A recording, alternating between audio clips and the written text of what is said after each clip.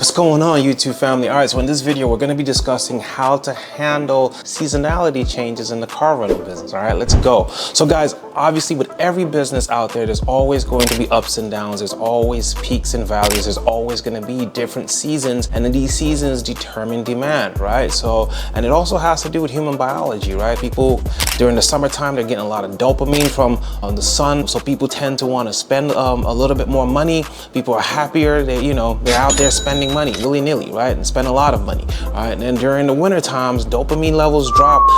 People are craving that dopamine, but then they want little small hits, right? So they're not willing to pay as much, but they want a lot of constant dopamine because they can't get it outside. So a lot of that determines its different seasonality, right? Maybe sometimes people, when it's cold outside, they're not spending as much money, right? Everybody's indoors. They don't spend as often, as much as they do. Maybe more frequency, buying a lot of small stuff, but that's when maybe you want to sell cheaper things at discount prices. But then in the summertime, when everybody's happy, they're willing to spend more money. And then, that's when you also increase your prices and take advantage of that. So understanding the biology of it too. And then now that also helps you understand your buyer psychology, right? So in whatever industry you guys are in, it's very necessary that you guys understand that concept, right? So perfect example, car rental business, right? Depending on where you are in the country, maybe you're in somewhere like California where it's always sunny, then you're not really affected by seasonality as much, right? It tends to be more stable, but even then they still probably have periods where business is not as busy, right? Maybe it could be during tax season, or it could be during major holidays. People are either going out of town or people are coming into town, and then there's a whole lot more demand, right? Maybe when it's rain. So you need to know, for wherever you live, understand the seasonality of things, right? Maybe if you're just starting your car rental business or whatever business it is, you might need to go through the first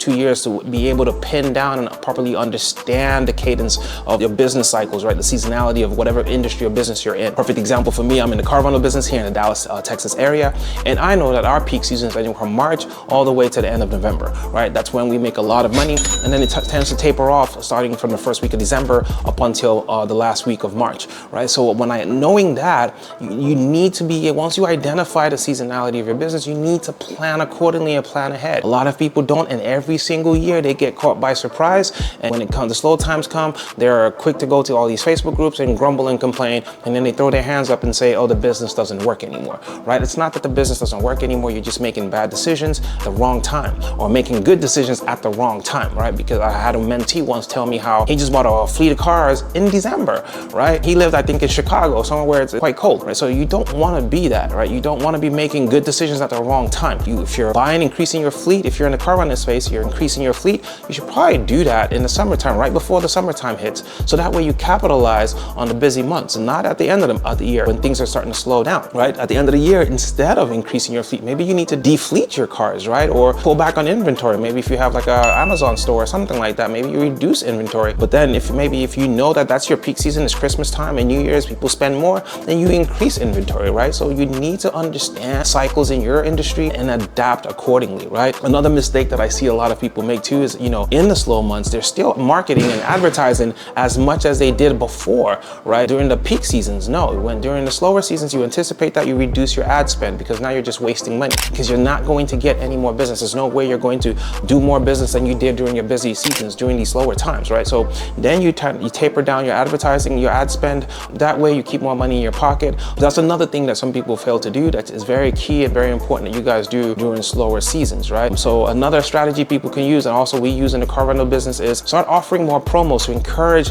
either return business or to encourage people to keep, whenever they buy, you try to squeeze out every juice from every deal, right? You want to increase your average order value, right? So to speak. So let's say someone in the car rental game, in the slow months, maybe you have a renter that wants to rent the car for a week. Maybe you could offer it to them for a second week, or even for the month at a discount, a heavy discount, right? More than normal. Maybe in the summertime for a week, maybe you were charging, or for a month you were charging, just hypothetically, you charge $5,000 for a car. In the wintertime, maybe you want to make them a deal. Hey, I'll give it to you for $3,000 to encourage them to keep it for the whole month. That way now you have most of your cars out on a longer term rental. You're increasing your average order value. You're still at least making a substantial income during that period. So that's the strategy that you kind of want to use during that time, right? Start offering more promos. Like I mentioned, back to the biology and with the dopamine, right? These guys want constant dopamine hits, but they can't afford as much. So so that it's a lower ticket, so they psychologically they don't want to spend as much as they did back in the summertime. So you have to meet them where they're at, right? And then, you know, have some promos that are affordable that they can tap into and take advantage of. So definitely go back to your pricing strategy and see how you want to put as many people into longer term discounts, or offer them,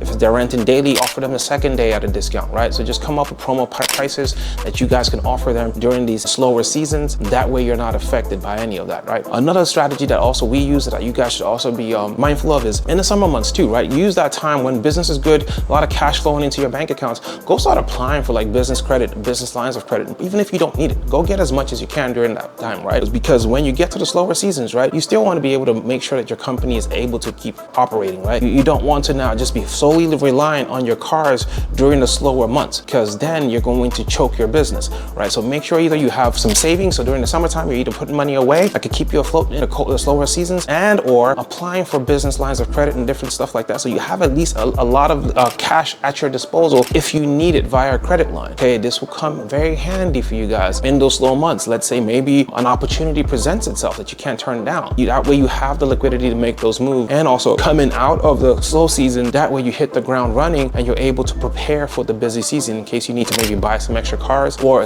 ramp up advertising. At least you have some money set aside to do that, and you're not further choking the business because it's already slow coming out of the slow months. Now you're expecting it to cough up a lot of money to buy new cars or to start increasing ad spend, you know. So these are just some things that maybe you need to keep at the back of your mind. That way you plan accordingly and you're able to still run efficiently during these periods. I hope this video has been helpful for you guys. Do you have any other tips or strategies that you guys use during the slow periods? Put them in the comments, guys. This helps the channel grow. Let us know what your thoughts are, what you guys do during slow seasons. Let me know. Let's start some engagement in comments. Also, guys, don't forget to like and subscribe to this video. This helps me help my channel grow and encourages me to keep putting out valuable content like this. For those of you guys that are looking to start your own car rental business, or if you already have one that's running and you're looking to scale it, and you would like our help, we want us to come and help you do it with you, go on ahead and click the link below to book a call with a member of our team so we can see if you're a good fit for the academy. Thank you guys very much, and I'll see you guys on the next one.